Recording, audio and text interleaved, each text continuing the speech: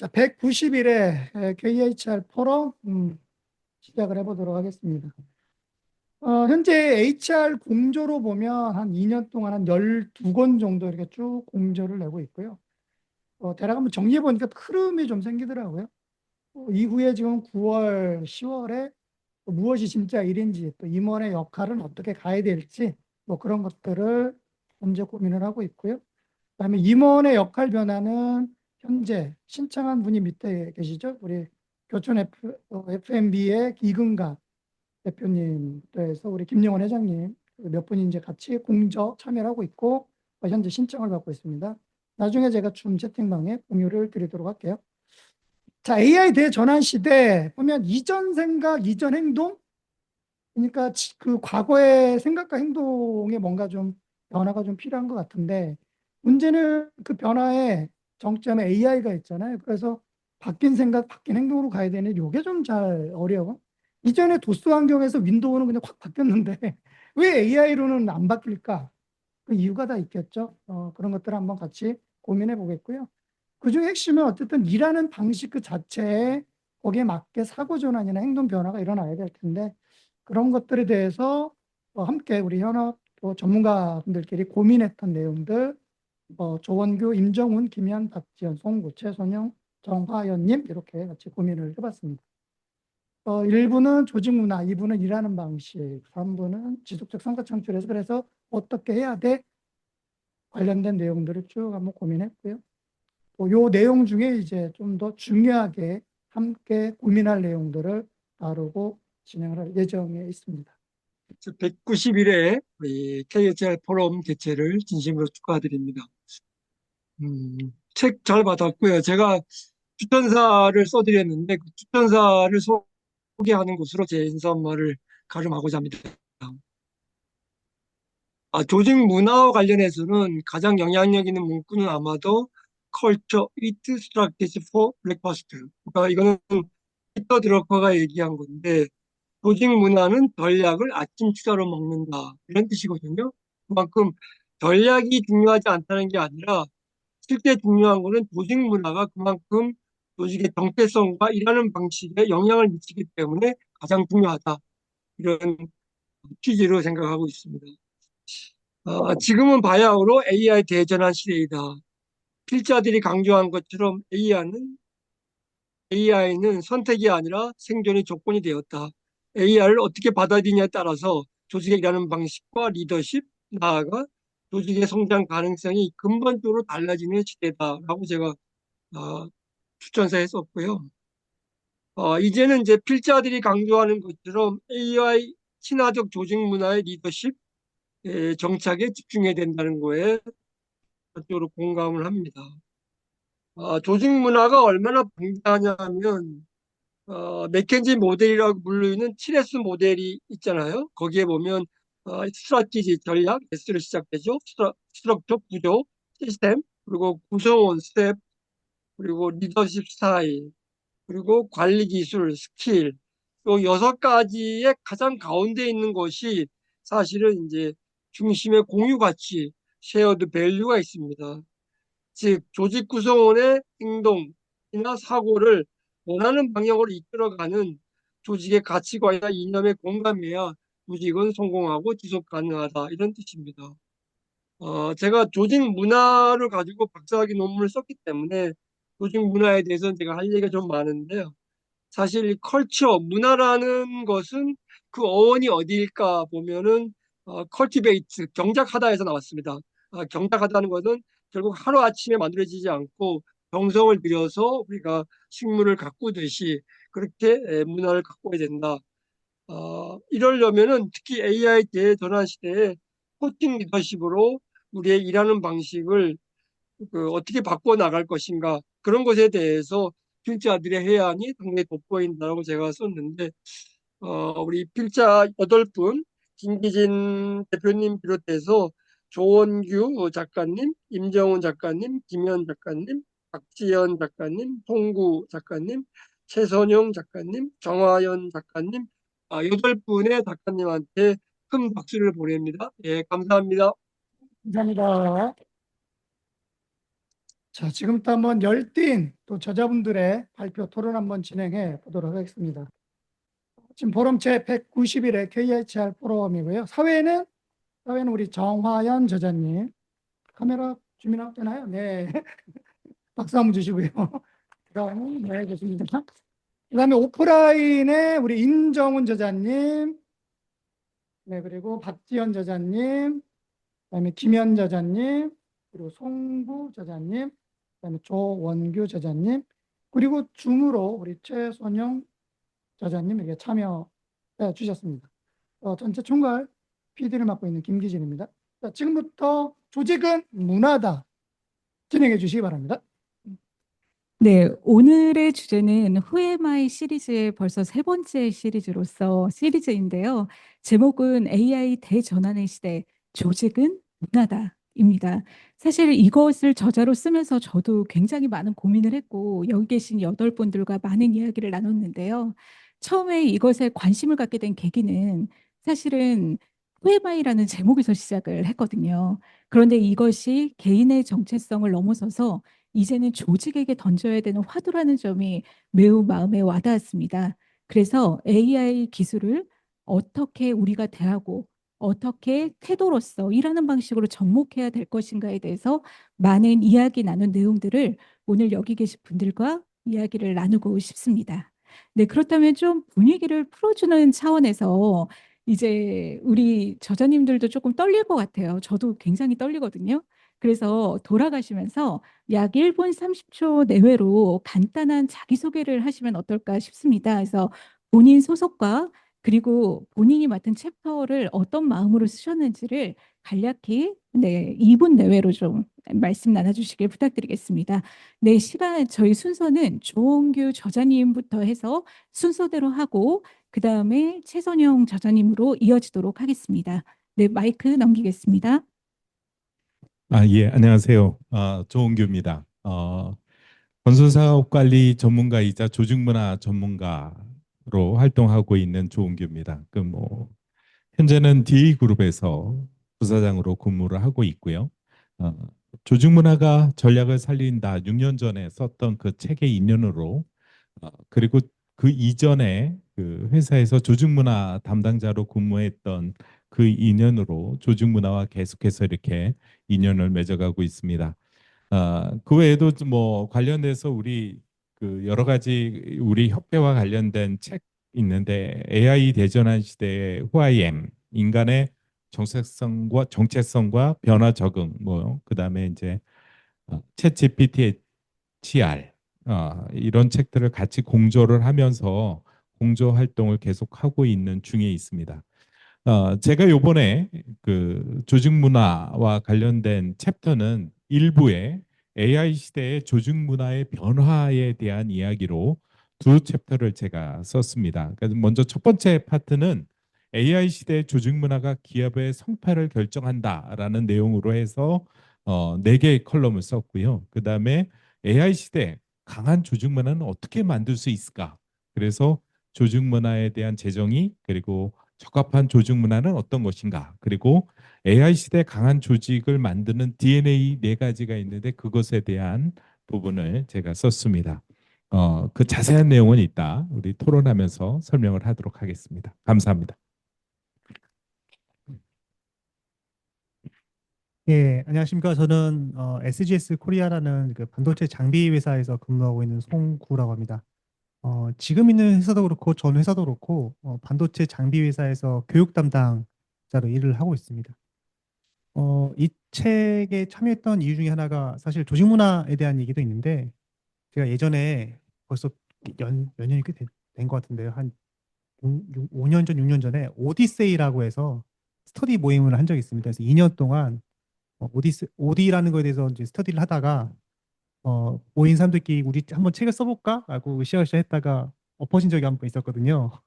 그랬다가 다시 한번 또 오디 조직 문화라는 걸 가지고선 얘기한다니까 관심이 확 와닿았었고 최근에 AI로 해서 챗GPT로 유료 결제를 하고 계속 써면서 그 활용 범위가 굉장히 늘어나고 그걸 쉽게 말해서 본전을 뽑아먹고 있다라는 느낌을 많이 갖고 있는데 이 AI에 대한 부분에 있어서 주변 사람들과 얘기하고 활용에 대한 부분도 얘기를 하다 보니까 이게 조직 문화로서 접근하는 데 되게 어렵게 느껴지는 조직이 많다라는 걸 느꼈어요. 그래서 제가 우리 조직에 어떻게 도입을 할 수 있을까라는 고민도 하고 있었던 터라서 여기 계신 분들과 이야기도 나눠보고 공부도 해보고자 참여해보게 됐습니다.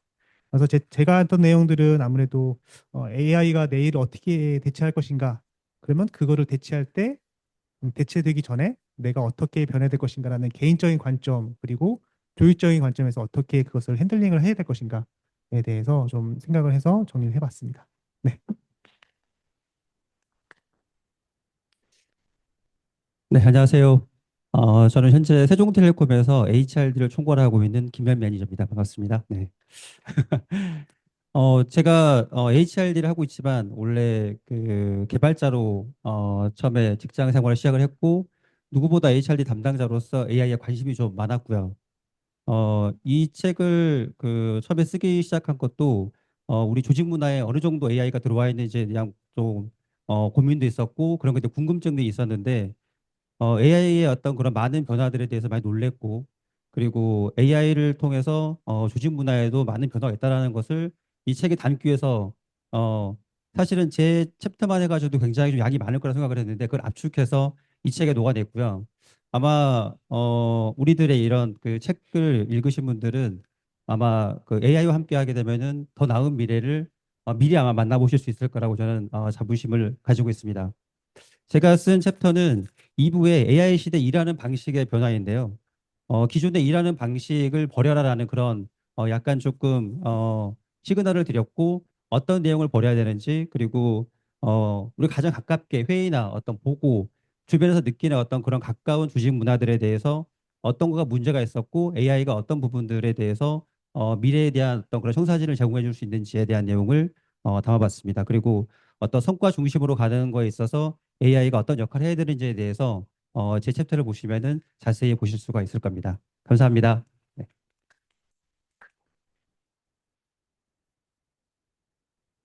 네, 안녕하세요. 박지연입니다. 저는 현재 JW 홀딩스에서 피플앤컬처 팀이라는 조직의 리더를 맡고 있습니다. 네. 저는 제가 보니까 이번에 벌써 세 번째 책을 썼더라고요. 아까 12권에 2년간 12권을 이제 공저를 하시는데 제가 세 번을 참여를 해서 어떻게 이게 했는가 했는데 이미 이제 된 상황에서 보니까 동일한 주제는 다 AI였어요.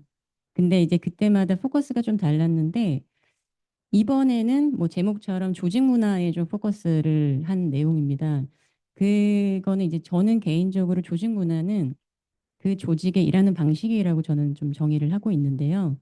결국 AI를 우리가 활용을 개인이 해서 어떤 뭐 효율화 이런 것들을 할 수 있지만 우리는 그것이 조직이 변했다라고 사실 보기는 어렵잖아요.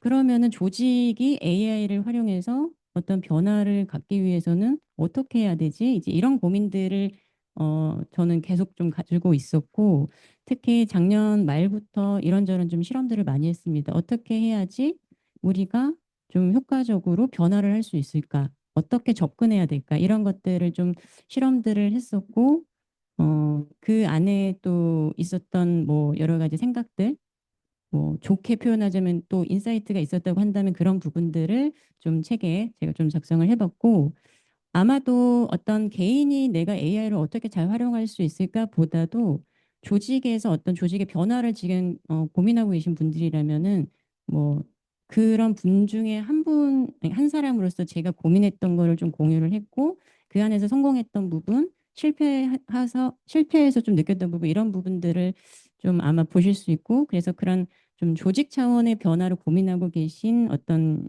그런 관리 부서 또는 아니면은 조직의 리더분들께 조금 더 도움이 될 수 있는 책이 되지 않을까 싶습니다. 감사합니다. 네, 반갑습니다. 저는 개인의 삶과 조직의 변화와 성장을 두드려주는 어웨이크닝 드러머라는 좀 비전을 갖고 활동하고 있는 임정훈입니다. 반갑습니다. 현재는 히림 건축에서 교육 담당자로 근무를 하고 있고요. 그 외적으로 지식과 경험을 연결하고 함께 나누는 스터디 그룹 활동들을 많이 하고 있습니다. 이번에 AI 챕터 이 책을 준비하면서 많은 고민을 했던 것은 AI가 단지 기술로 머무는 게 아니라 기술을 통한 이 조직의 변화를 이끄는 과정 중에 그 사람이 가장 중심에 있는데 그 사람을 어떻게 접근할 것인가 기술과 인간의 조화에 대한 고민을 좀 많이 했고요. AI 시대에도 결국은 사람이 중심이 되어야 된다라는 어떻게 보면 역설적인 부분들에 대한 관점으로 좀 접근을 했습니다. 저는 2장과 7장, 10장 총 3개 파트를 준비를 했고요. 제가 조직 심리학을 좀 공부를 하고 있었습니다. 그래서 심리학적인 부분들 관련된 그 모델들을 좀 적용하려고 노력을 했고요. 이 부분들이 저만의 생각이 아니라 여기 계신 그 전문가분들 그리고 실무자분들뿐만 아니라 이 AI 시대 조직의 변화와 성장을 고민하시는 모든 분들에게 조금이나마 도움이 되기를 희망을 하면서 저도 많은 고민을 함께 나눴습니다. 감사합니다. 네. 제 얘기는 중간중간에 나올 것 같아서 좀 짧게 좀 소개시켜 드리도록 하겠습니다. 저는 현재 풀무원에서 컬처팀과 그리고 사람 존중 센터를 맡고 있습니다. 사람 존중 센터 하면 조금 저게 뭐 하는 곳이지라고 생각할 수 있겠는데요. 회사의 인권 센터라고 이해해 주시면 됩니다.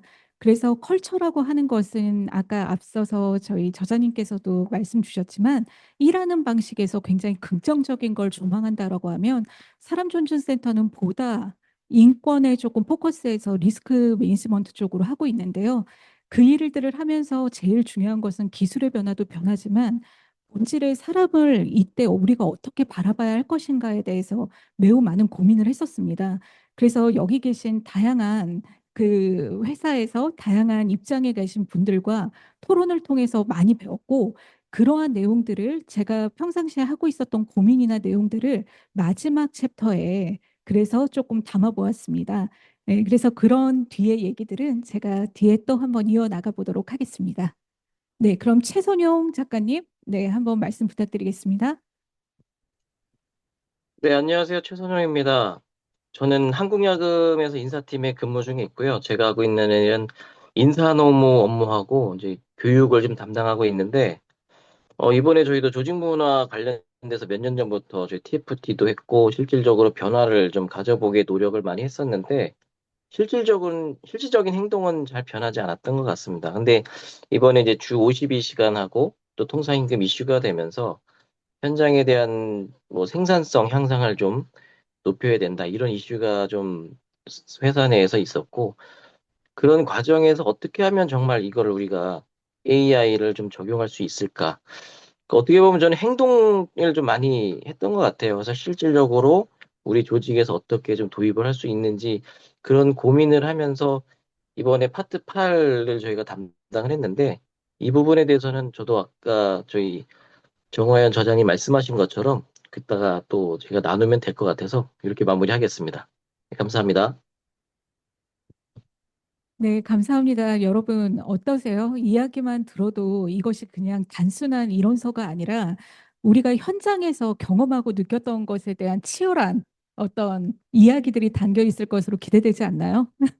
네, 그래서 지금부터는 우리 저자님들께 이 책에 대한 조금 더 본질적인, 왜냐하면 책에는 담겨져 있지만 좀 궁금했던 내용들이 있을 것 같습니다.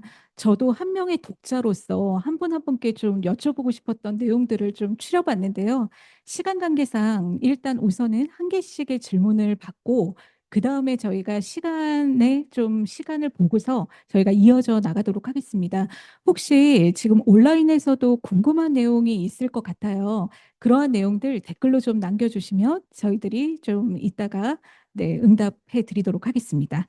네, 그럼 지금부터 각 저자님께 조금 더 깊이 있는 질문 드리겠습니다. 네, 첫 번째로는 저희 그래도 이 전체 과정을 이끌어 주셨다는 관점에서 그래도 김기진 대표님께 한 가지 질문을 꼭 드리고 싶었어요. 그래서 제가 좀 봤던 질문은 질문을 디자인하는 능력이 조직의 생존 역량이 된다라는 표현을 좀 주셨는데요. 이에 대해서 좀 말씀 부탁드리겠습니다. 음, 지금의 생존의 핵심 보면 질문이 핵심으로 모아지거든요. 그러니까 무언가 기존에 일하는 방식들이 굉장히 복잡했는데 어찌 보면 질문 몇 마디 가지고 우리가 뭐 5일 만에 한 일을 하루 이틀 만에 끝내버리니까 그러면 이제 질문이 뭘까가 보통 우리가 구글로 보면 탐색하는 거를 질문으로 끝나거든요. 근데 사실 질문을 더 보면 탐색하는 거는 어떻게 보면 과거에 일어난 일들에 대한 팩트 질문이고 중요한 거는 그게 어떤 방향으로 갈 것이냐라는 목표, 목적성을 두고 거기에 맞춰서 분석, 소위 띵크 질문이라는 걸 해야 되는데 약간 거기에 가지 못하는 것 같아요. 그리고 분석의 방향에 따라서 어떻게 플랜을 짤 거냐가 전략이거든요. 그러면 이제 그 사이가 뭐냐면 우리가 보통 전략을 수립하거나 이제 뭐 또 몇 개월 안 남았죠. 내년도 전략을 수립할 때. 그러면 그 안에 자료 수집하고 분석하고 거기에 따른 전략을 세우는데 그 중간에 그 수많았던 고민들이 GPT로 보면 2박 3일 할 게 불과 몇 분이면 끝난다는 얘기죠. 그 안에 어찌 보면 굉장히 핵심이 있는데 그거를 캐지 않으면 굉장히 생존하기가 어렵다. 그런 고민들을 한번 해봤습니다. 네. 결국에는 우리가 AI 기술을 다루는 건 사실 프롬프트에서부터 시작을 한다라고 하는데 그 질문과도 맥이 다 있는 것 같습니다. 네, 그럼 본격적으로 저자님들께 질문을 드리고자 하는데요. 제가 나름대로 저자님들의 책, 그러니까 내용을 읽으면서 별명을 하나씩 좀 붙여보았습니다. 그래서 일단 첫 번째, 조직 문화 전문가이다. 네, 조원규 저자님께 질문 드리도록 하겠습니다. AI 시대에 워낙 많은 경험을 갖고 계시기 때문에 AI 시대의 조직 문화 DNA 중 한국 기업에게 가장 시급한 요소는 무엇인지 해안을 한번 좀 말씀드려 주시면 감사하겠습니다. 예. AI 시대의 조직 문화 DNA가 네 가지가 있는데요. 그중에서 이제 첫 번째가 유연성이고 두 번째가 협업과 관련된 겁니다. 그리고 우리에게 필요한 게 창의성이고 또 하나는 자율성 이렇게 네 가지인데요. 이 네 가지 중에 우리나라 기업에 있어서 가장 시급한 것은 뭘까? 아마도 저는 그것이 자율성이 아닐까 이런 생각이 듭니다. 왜 그러냐면은 아직까지 우리나라 기업들 속에 그 작동하고 있는 힘 중에 한 가지는 이제 지시 문화입니다. 그러니까 상사가 지시하면 구성원들은 따르는 그런 것으로 인하여서 구성원 전체들이 가지고 있는 자율적, 그러니까 팀장들은 내지는 리더들은 그들이 알아서 해주기를 바라고 반대적으로 구성원들은 또 구성원들이 좀 내가 알아서 할 수 있는 권한이 나한테 주어졌으면 좋겠는데 그런 건 없는 것 같은데 그런 측면에서 우리의 조직 문화는 좀 이렇게 바뀌었으면 좋겠어라고 요구하는 니즈가 상존하고 있다라는 것이죠. 에드워드 대시와 리처드 라이언이 정립한 이론 중에 한 가지가 자기결정성 이론이라는 게 있습니다. 어, 이 이론에 따르면 세 가지가 동기부여에 굉장히 중요한 역할을 하는데 그 첫 번째가 자율성, 그 다음에 유능감, 그 다음에 관계성 이렇게 얘기하는데 그런 측면에서도 자율성은 굉장히 큰 힘을 갖고 있습니다. 특히나 AI 시대의 자율성은 마치 기초 체력이라고 할 수 있다고 저는 표현하고 싶습니다. 자율성은 한마디로 얘기하면 책임감을 바탕으로 스스로 어떤 것을 결정하는 힘을 말하는 것이죠. 이 힘이 작동할 수 있도록 해야 우리가 AI를 활용해서 무엇인가를 할 동기부여가 생기는 거죠. 그런 측면에서는 자율성은 굉장히 중요합니다.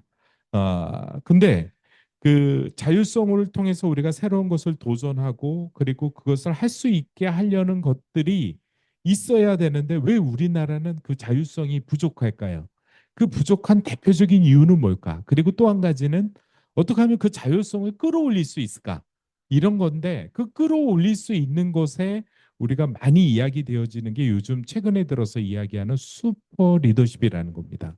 그러니까는 우리의 구성원들을 이끌어 갈 수 있는 리더십이 필요한데 그 리더십이 여러 가지 리더십이 있는데 지금 시대에 우리 리더들에게는 슈퍼 리더십이 필요하다. 슈퍼 리더십이 뭐냐? 그렇다고 한다면 제가 지난번 우리 이제 제가 한양대 출신이어서 한양대 HRD 출신이다 보니까는 이제 후배들이 논문을 발표하는 데 가서 선배 입장에서 어떤 논문이 가장 요즘 많이 나올까 했더니 의외로 슈퍼 리더십과 관련된 논문들이 의외로 많이 나오는 걸 보고 슈퍼 리더십? 야, 이거 내가 배울 때 없었던 용어인데 이게 뭐지? 하고 봤더니 결국은 팔로워들, 그러니까 구성원들이 스스로를 이끌 수 있도록 돕는 리더십. 이게 이제 슈퍼 리더십이라는 거죠. 결국은 우리 조직에 리더들은 슈퍼 리더십으로 조직을 이끌어가고 구성원들은 팔로우십인데 그 팔로우십의 가장 근간이 되는 게 자율성이라고 하는 소위 말하는 자기 결정성 이론의 근간으로 한 본인이 스스로 유능감을 갖고 그리고 관계성을 맺으면서 그런 것들을 기반으로 한 스스로 어떤 일을 결정하고 책임지는 그런 능력들이 우리 조직에 꼭 필요한 그런 것이 아닐까 이렇게 생각합니다. 네, 저도 리더지만 슈퍼 리더십이라는 개념을 오늘 좀 배우게 된 것 같아요. 제가 꼭 한번 찾아보고 저도 그런 리더가 되도록 노력해 보겠습니다.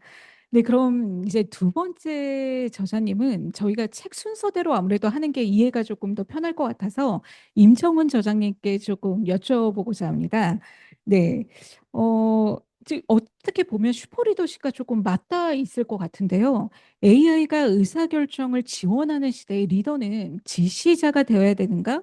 아니면 동행자가 되어야 된다라는 관점으로 좀 책을 써주셨는데 조금 함께 말씀해 주신 것도 참고하셔서 의견을 말씀해 주시면 감사하겠습니다. 저는 슈퍼맨 같은 능력이 없어서 저는 개인적으로 이제 슈퍼리더십이라고 말씀을 하셨는데 사실 제가 챕터에서 책에서 언급한 부분들은 코치형 리더십입니다. 제가 책에서는 한 네 가지 정도를 말씀을 드렸고요.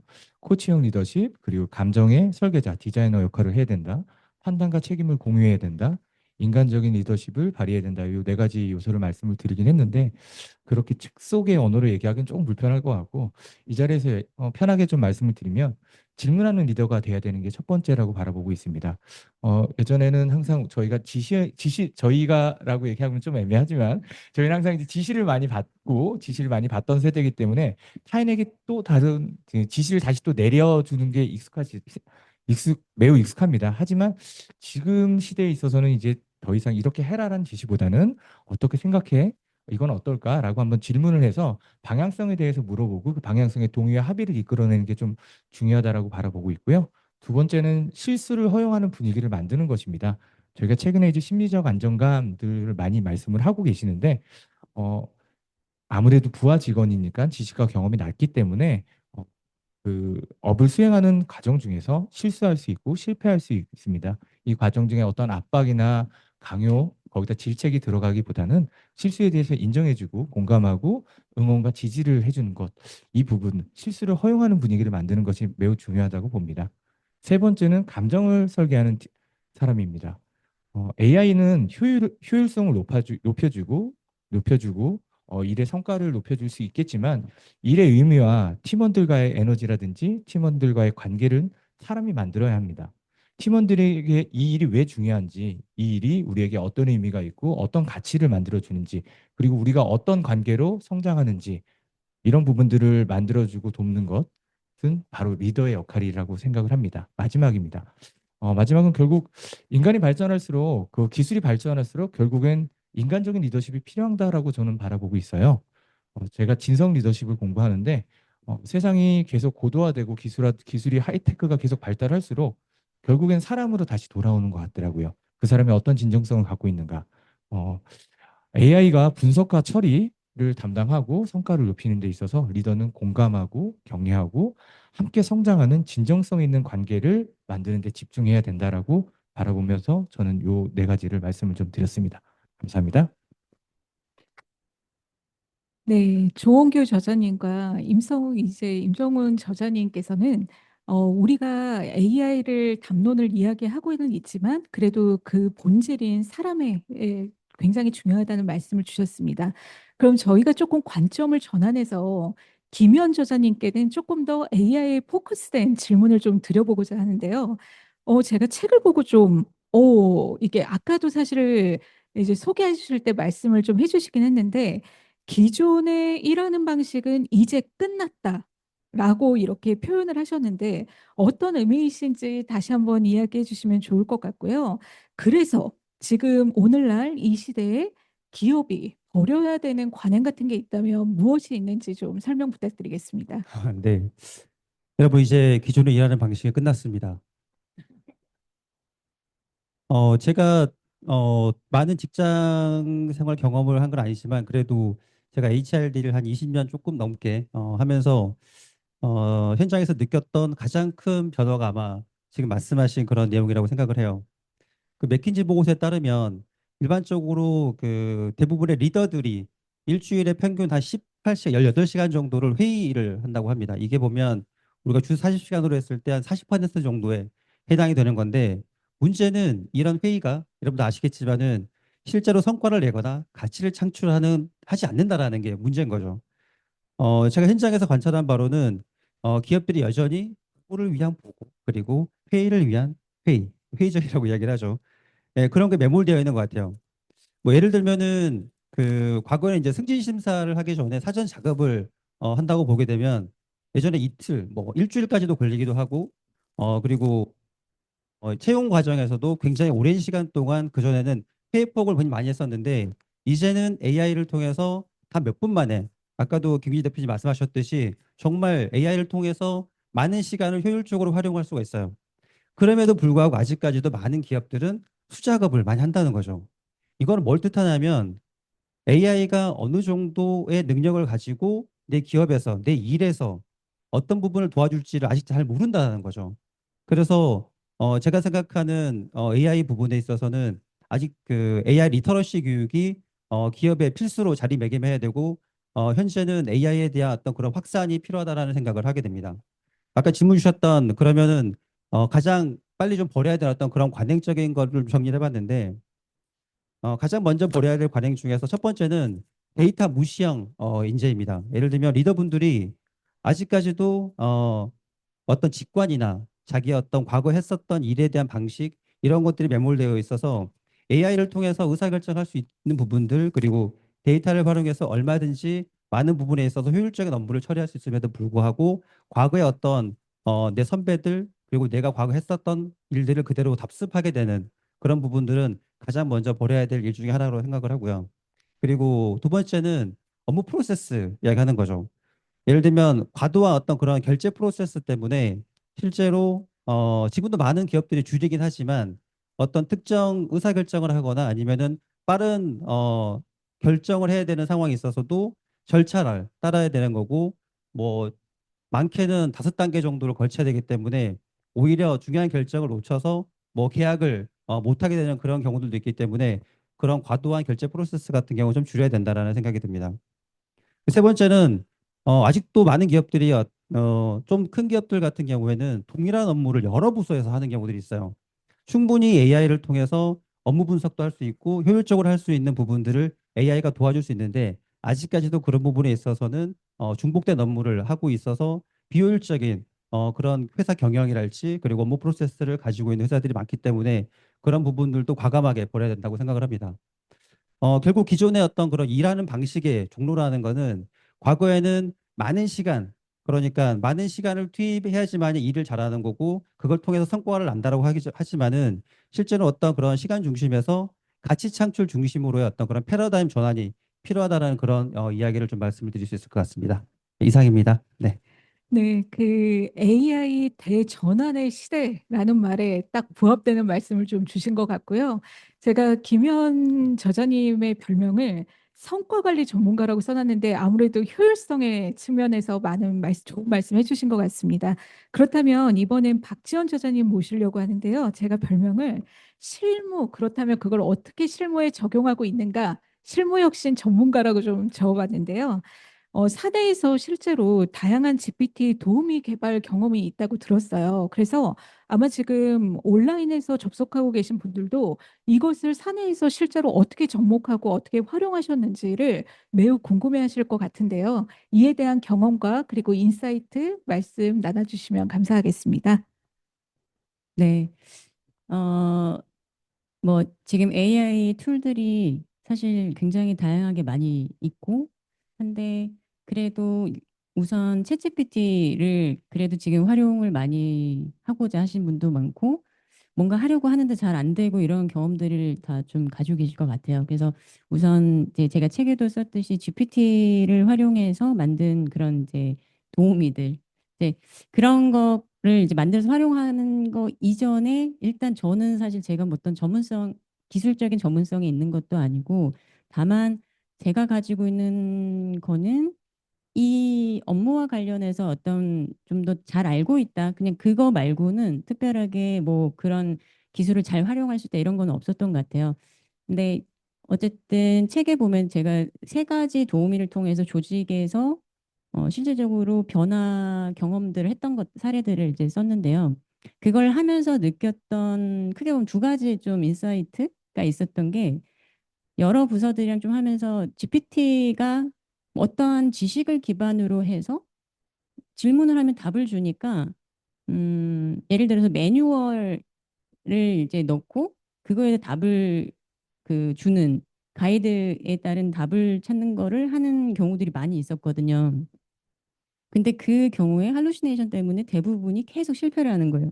뭔가 쉬울 것 같은데 잘할 것 같은데 그러다 보니까 실제 개발하고 하는 거는 많이 했지만 실제 적용해서 직원들한테 그러한 거를 경험하게 하는 경우들은 아직은 저희 조직 내에서는 거의 못 본 것 같아요. 근데 오히려 제가 소개하는 사례들은 GPT를 활용해서 그런 일종의 그 챗봇 같은 도우미를 만들고자 하신다면은 정답을 주는 그런 도우미를 만드시는 거는 지양하셨으면 하고 정답이 아니라 이 사람이 가지고 있는 약간의 사고를 확장해 주는 걸 도와주는 용도면은 정말 그게 파워풀하더라고요. 그래서 좀 그런 방향으로 그 목적성을 조금 명확하게 정답을 주는 쪽은 정말 비추입니다. 정답을 맞추는 건 정말 비추고 하지만 사고를 확장하는 방향으로 하는 건데 그래서 예를 들어서 제가 그 OKR 목표 수립을 위해서 만들었던 GPT 도우미 오키라고 하는 거를 만들었었어요. 그래서 작년 12월에 해서 실제로 적용을 했는데 직원들이 원래는 목표 수립 전사 목표 수립 저희 한 2,000명 정도 있는데 그 목표 수립을 완료하는데 보통 2달이 걸렸었거든요. 근데 결론적으로 2주 만에 끝났어요. 2주 만에 끝이 났었고 그리고 그 정량적인 부분에서 효과성도 놀라웠지만 그거보다 더 놀라웠던 거는 직원들이 아무도 컴플레인을 한다거나 뭐 기간을 더 연장해 달라거나 이런 요청이 없었어요. 그게 가장 신기했던 부분이고 그리고 뭐 퀄리티도 뭐 사실 더 좋았어요. 본인 이제 특히 이제 주니어 직원들이나 부서 이동하신 분들이 목표 수립할 때 굉장히 많이 도움을 받았었고 그런데 이제 그런 이제 사례를 보고 나서 제가 이제 말씀드린 두 번째 사실 인사이트라고 할까요?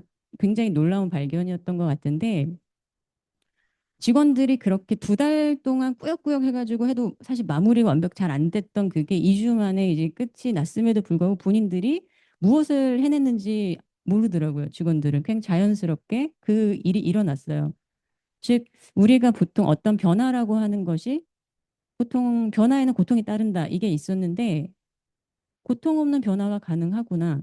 누군가 근데 이제 그냥 단순히 똑같은 방식에서 도우미가 추가되는 게 아니라 우리의 일하는 그 방식을 조금 설계는 달리하는 거는 굉장히 좀 필요했던 것 같아요.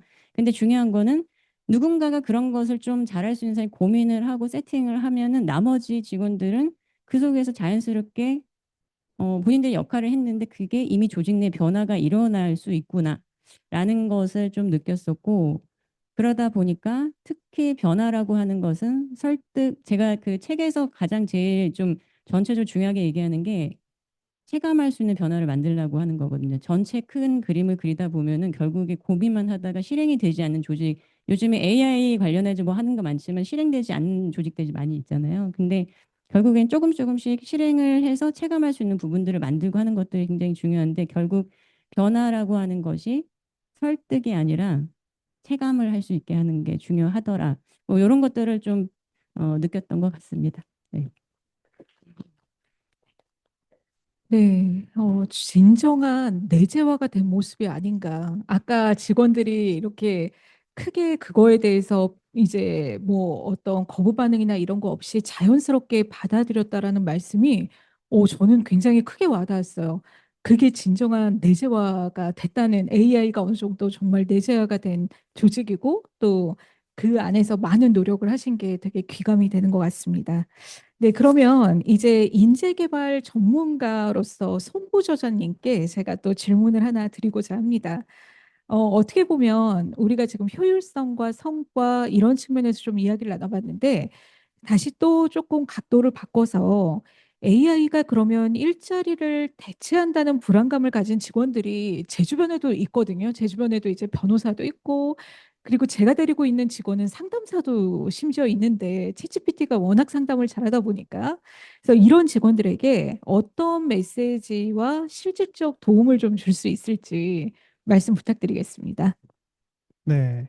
이미 어디선가부터 한번 들어봤을 법한 표현이긴 한데, AI가 내 일을 대체하는 게 아니라 AI를 잘 쓰는 사람이 내 일을 대체한다라는 얘기를 좀 들어봤거든요. 근데 그게 내가 AI를 잘 쓰면 해결될 문제이기도 한 것 같아요. 근데 우리가 어떤 새로운 도구나 툴을 사용할 때 좀 어느 정도의 벽이 있거든요.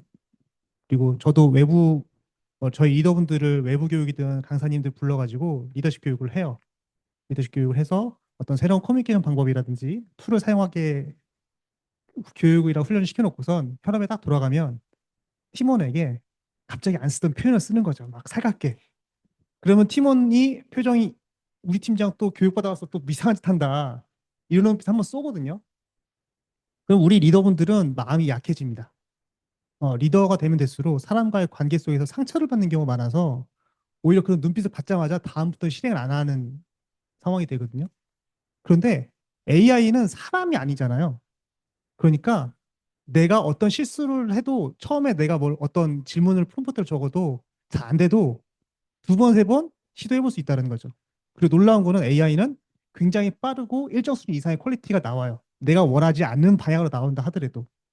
그러면 내가 원하는 방향으로 나올 수 있는 방법을 찾으시면 되는데 사실 그 방법도 되게 간단합니다.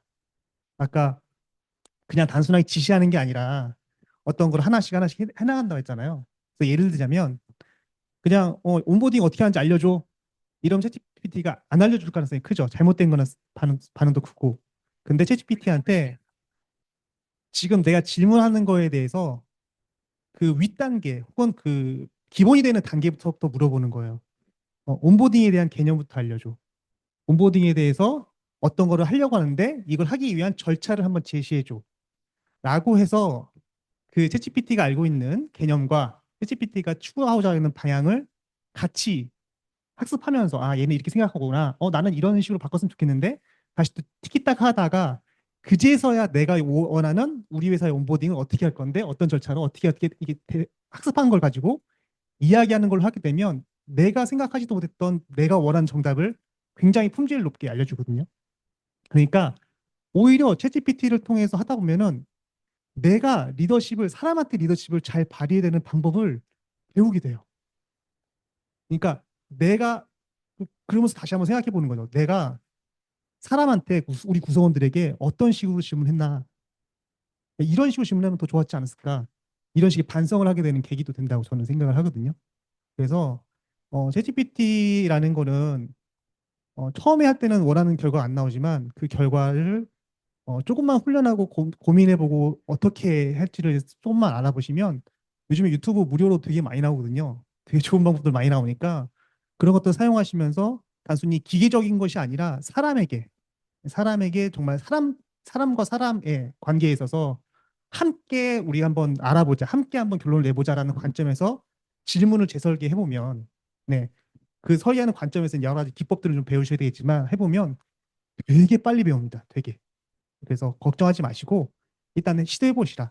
시도할 때 팀장님 왜 이래요? 이런 눈빛을 받을 가능성이 없다. 네, 그렇게 생각하시고 용감하게 해보시면 좋을 것 같습니다.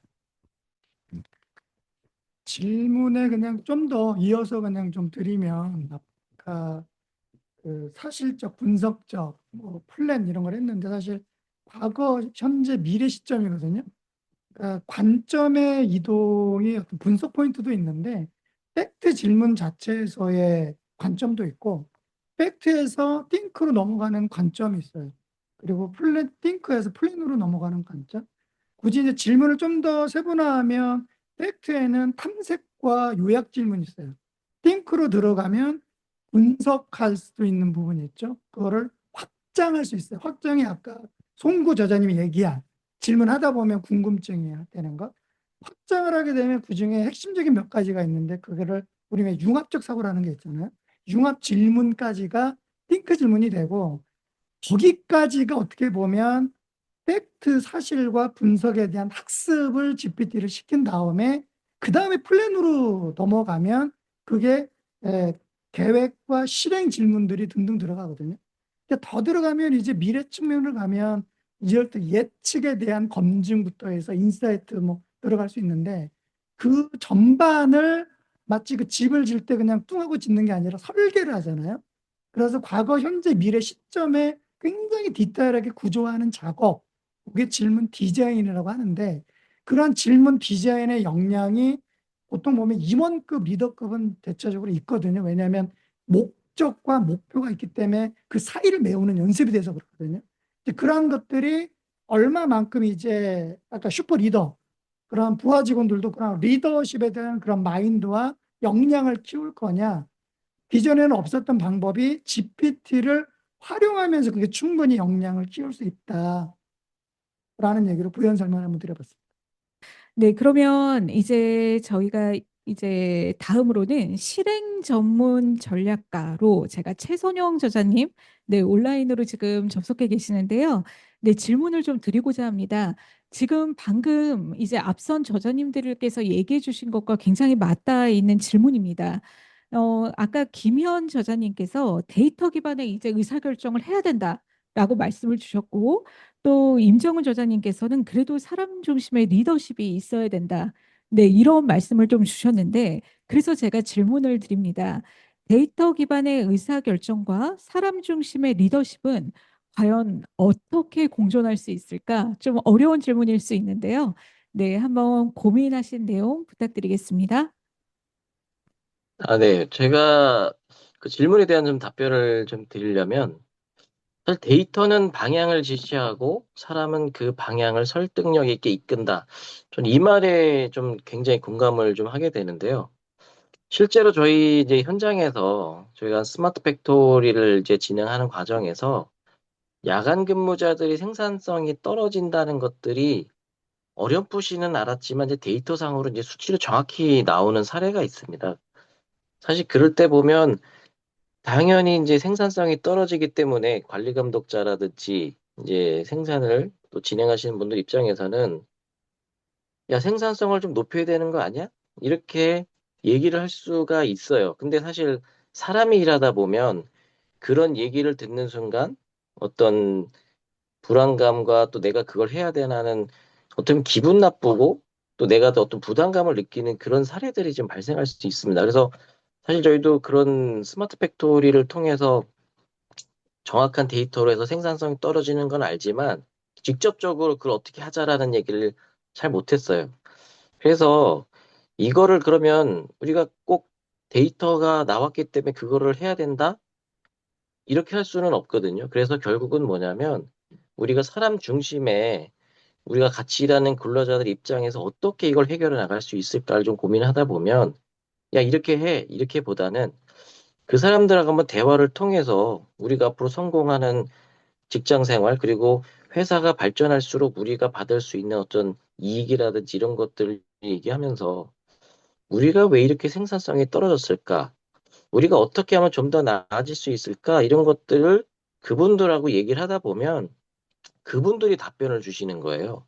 어떻게 했으면 좋겠다. 지금 뭐 조명이 좀 낮아서 잠이 좀 많이 온다.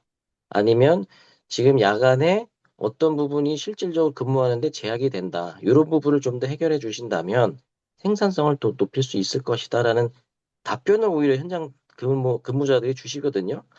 그래서 사실 데이터는 우리가 어떤 것들을 해 나가야 되는 그 방향성을 좀 제시해 준다는 부분이 데이터를 통해서 저희가 알 수 있을 것 같고요. 해결 방안은 데이터를 가지고 우리가 이렇게 해야 된다라기보다는 사람 중심적으로 같이 공감해 나가면서 소통을 통해서 그걸 해결해 나갔을 때 결론은 답이 나오더라고요. 그래서 AI를 통해서 우리가 현상 파악이 되고 해결안은 나오지만 결국 모든 것들은 사람 중심의 해결안으로 마무리가 되었을 때 이 AI를 통해서 우리가 좀 더 생산성 있고 또 좀 더 좋은 조직으로 나갈 수 있다는 그런 걸 결론을 좀 맺을 수 있었던 것 같습니다. 네, 이상입니다. 네, 어떻게 보면 이제 마지막 질문인데 최선영 저자님의 질문과도 제 질문은 조금 맞닿아 있는 것 같습니다. 인권과 조직 문화가 연결되는 지점에서 AI는 어떤 가능성과 한계가 있는가라고 하는 질문을 제 스스로에게 좀 던져보았는데요. 이제 저는 사실 인권과 조직 문화 그리고 AI는 그 가운데서 AI는 좀 양날의 검 같다라는 좀 생각을 해보았습니다. 그렇게 표현한 이유는 사실은 예를 들면 좀 쉬운 표현으로 직장 내 괴롭힘이라고 한번 예시를 든다면 직장 내 괴롭힘이 있었냐 없었냐를 단순히 수치로만 우리가 좀 생각을 해본다면 이 사람은 어떤 리더는 야근도 안 시키고 뭐 예를 들어서 뭐 어떠한 수치가 있기 때문에 이 사람은 전혀 그 리더십에도 문제가 없고 아무것도 인권에도 전혀 침해가 없었다라고 단순히 숫자로만 판단을 할 수가 있을까? 네, 그 안에는 사실 인권 문제 안에는 그리고 문화적, 특히나 조직 문화적 문제 안에는 수많은 맥락들이 존재합니다. 그런데 AI는 아직 그 맥락을 파악하는 거에는 제가 조금 섣부른 판단인지 모르겠지만 약간의 할루시네이션이 상당히 존재한다고 저는 좀 생각을 합니다. 저도 회사에서 고충 상담 챗봇을 만들었고 실제로 좀 지금 파일럿으로 운영을 해보고 있는데요. 예, 상당히 좀 할루시네이션이 좀 있더라고요. 그래서 아직은 50대 50으로 우리가 기술을 받아들여야 되는 건 너무나도 당연하다. 하지만 이 기술을 받아들이는 데 있어서 과연 어떠한 철학과 어떠한 태도를 기반으로 우리가 이것을 바라보고 접근하고 실제로 회사에서 이것을 사용할 것인가. 이거에 대한 담론이 리더들 사이에서 정리가 안 된다면 안 되지 않을까라는 관점을 좀 생각해 보았습니다. 그래서 저는 저의 그러한 생각들을 책에다가 많이 그래서 기술은 따라할 수 있지만 인간의 감정을 따라할 수 있지만 흉내는 낼 수 있지만 절대 대체하기 어렵다라는 표현을 제가 좀 써놓기도 했는데요. 네, 나머지 이야기는 책에서 좀 확인하시면 왜냐면 그래야 읽어보실 것 같아서 책을 통해 확인해 주시길 부탁드리겠습니다.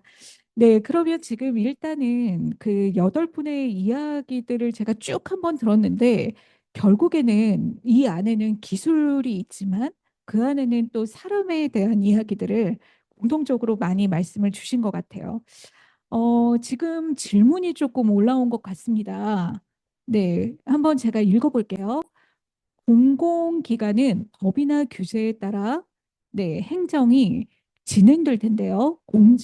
공공기관 조직 문화에 AI 문화 확산은 보안이나 규제 등으로 인해 속도나 수용적인 부분에서 일반 기업보다 떨어지거나 제약이 좀 많을 것 같은데 어떠신가요? 라고 하는 좀 질문을 주셨어요. 아무래도 일반 기업보다는 공공기관은 그럴 수도 있겠다라는 생각이 좀 들기도 하는데요. 혹시 이거에 대해서 저자님들 중에 답변을 조금 해주실 수 있는 분이 계실까요?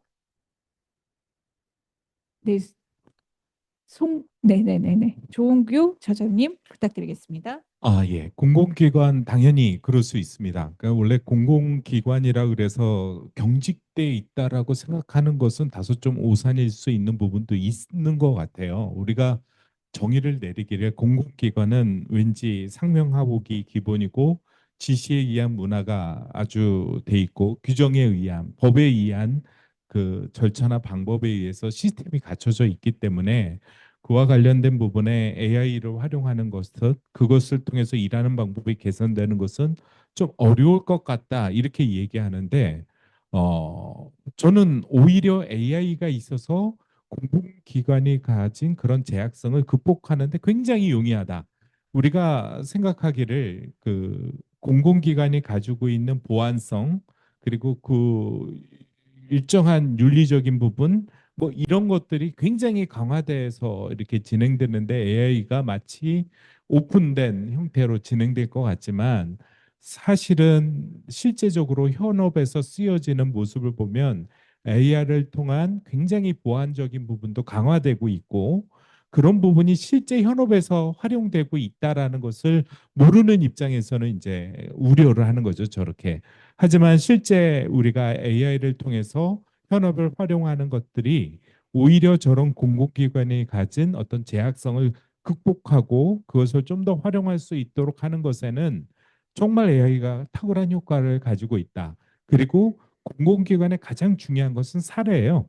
어느 기관에서 어떤 것을 했던 사례가 있다. 그 사례는 어떤 법을 근거로 했다라는 것들을 가장 빠르고 신속하게 적용해내고 찾아내서 우리 조직에 가장 적합하게 찾아내는 것을 빨리 하는 방법이 AI거든요. 그런 활용성에 대한 측면이 우리가 이제 그러니까 AI 만약에 서포터가 정말 전문 잘하는 분이 있다. 우리 그 김의원님 같은 분이 있다.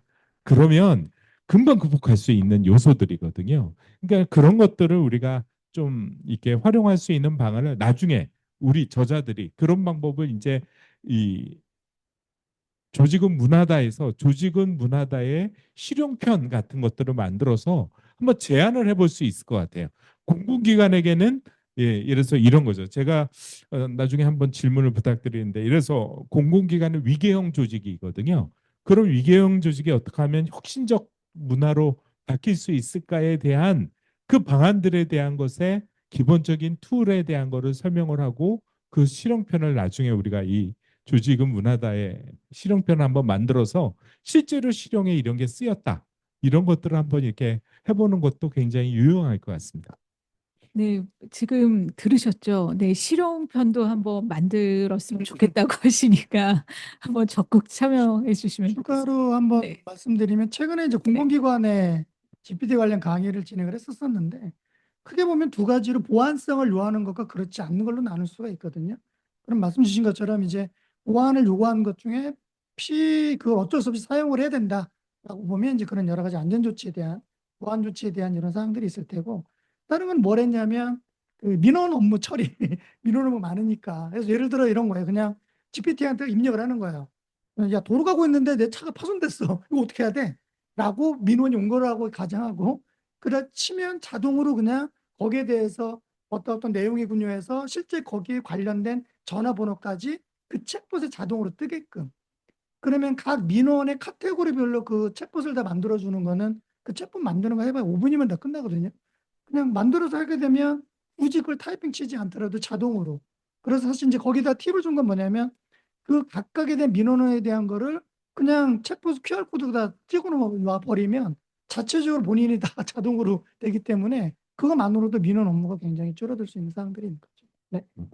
네, 김현 저자님께서 하시고 싶으신 말씀. 네, 제가 실질적인 이야기를 좀 드리면 일반 기업하고 공공기관의 차이점에 대해서 보완적인 부분을 좀 말씀을 하신 것 같은데 일반 기업도 마찬가지로 보안에 대한 이슈가 가장 큽니다.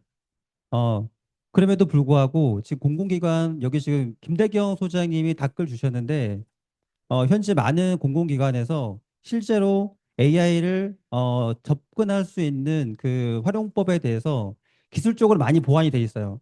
그래서 국내 기술로도 얼마든지 챗GPT를 포함해서 다른 AI 툴들을 이용할 수 있게끔 보안이 강화가 됐고 그리고 그것들을 지금 공공기관에서 많이 시범 서비스로 해서 시행을 하고 있고요. 그렇기 때문에 일반 기업들하고 공공기관하고 약간 거리가 있을 거다 아니면 접근하는 게 좀 어려울 거다 생각하지 마시고 조만간에 아마 쓸 수 있는 그런 아마 시간이 도래할 거라고 생각을 합니다. 네. 네, 그리고 지금 아까 조금 넘어간 것 같은데요. 그 질문에 관한 것도 하나 나와 있었던 것 같습니다. 이 위에, 네, 김대경 그 수장님 위에 질문이 있었던 것 같은데, 네, 질문을 하려는 방식에 대해서 아마 이제 질문을 주셨던 것 같아요. 네, 혹시 김기신 대표님 볼 수 있을까요? 네, 네, 공유 드릴게요. 네. 네, AI 시대의 가장 중요한 스킬은 질문하는 기법인데 앞으로 질문에 대한 교육이 조금 강화되어야 될 것 같습니다. 이에 대한 대안이 있을까요? 라고 하는 질문이었는데요. 네, 이 부분에 대해서는 지금 좀 말씀을 안 해주신 네, 임정훈 저장님, 왜냐면 임정훈 저장님 저게 임정훈 작가님 멋지다. 저게 이렇게 딱 써 있어서 네, 네, 가족이신가요? 아, 네. 그래서 한번 답변을 주셔야지 될 것 같거든요. 네. 저희 멘토님 중 한 분이신데 감사합니다. 제가 서두에서 아까 2장, 3장 말씀하실 때 그 코치형 리더십에 대해서 한번 말씀을 드렸을 겁니다. 명확한 정답을 주기보다는 팀원이 질문하고 헤매고 실패하는 과정에 성장할 수 있는 기회를 주는 것이 이제 코치형 리더십이고 이 부분이 필요하다라고 AI 시대에 아마 바로 필수 불가결한 요소이다라고 말씀을 드렸는데 질문하기 부분은 아마 저는 그렇게 바라보고 있습니다. 저희가 더 이상 지시가 아닌 질문을 해야 되는데 아마 지금 이 코칭 부분이 아마 질문 기법, 질문을 학습하기에 가장 적합할 것 같고요. 저희가 과거에는 물고기를 낚는 법을 질문을 하고 그 물고기 낚는 방법을 가르쳐 줬습니다. 조금 발전을 하면 물고기를 어떻게 낚아야 되는지를 좀 더 디테일하게 다양한 도구를 사용하는 방법을 질문하고 그거에 대한 방법을 가르쳐 주긴 하셨는데 이제 저희는 아마 딥체인지 근원적 변화를 위해서는 아마 근원적 질문이 필요하겠죠. 이제 메타라고 요즘에 많이들 하지 않습니까?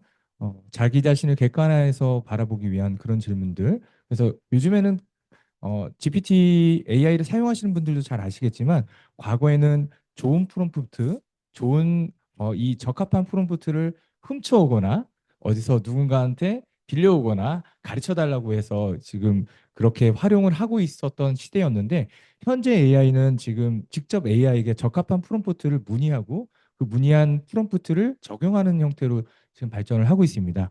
그리고 대부분 뭐 챗GPT나 퍼블릭시티 같은 AI 도구를 쓰신 분들은 아시겠지만 항상 대답의 끝에는 확장되는 질문 그리고 다음 대안에 대한 넥스트 스텝에 대한 제안이 나와 있습니다.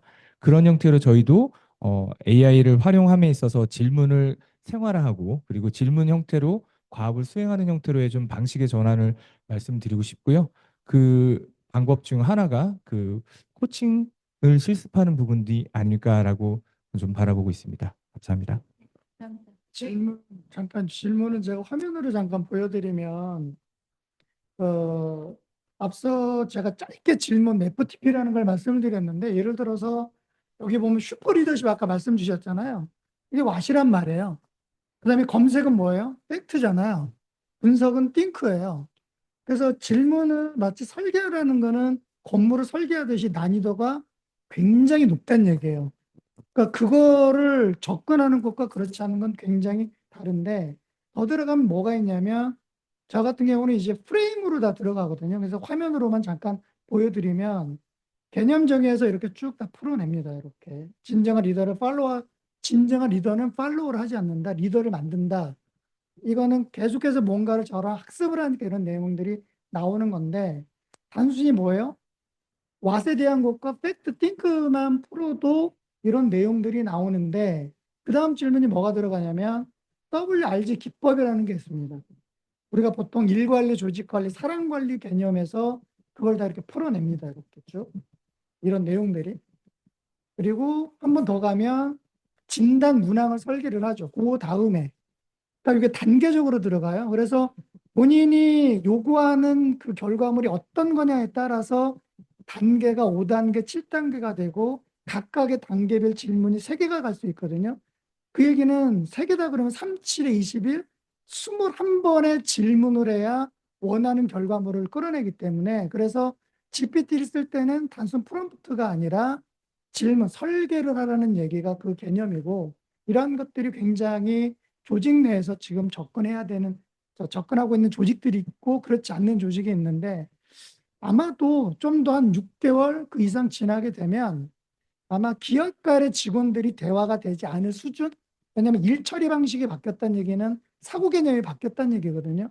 그래서 요즘 진화라는 얘기가 나올 정도로 그런 이슈들이 많이 있습니다. 네.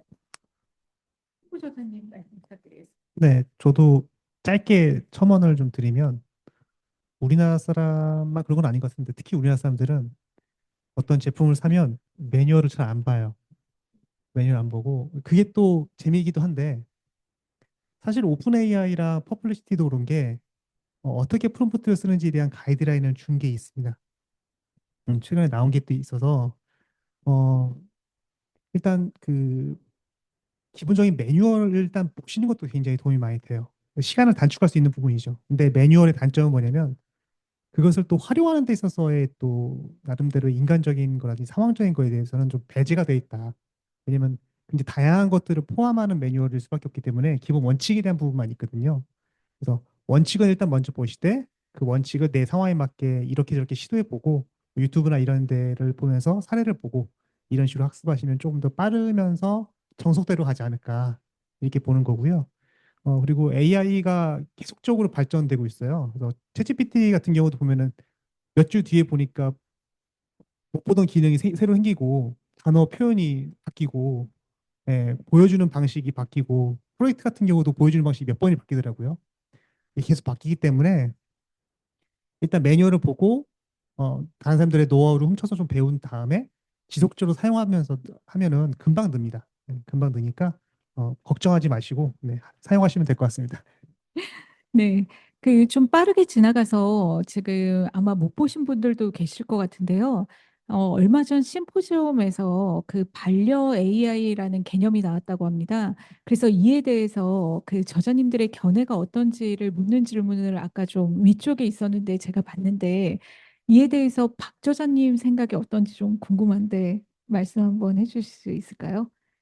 반려 AI라고 합니다. 그러니까 이 AI가 없어서는 안 될 존재다. 뭐 이런 걸로 제가 느껴지는데 예, 내재화도 잘하셨으니까 네, 뭐 뭐 반려 AI는 어쨌든 개인적인 영역인 것 같은데요.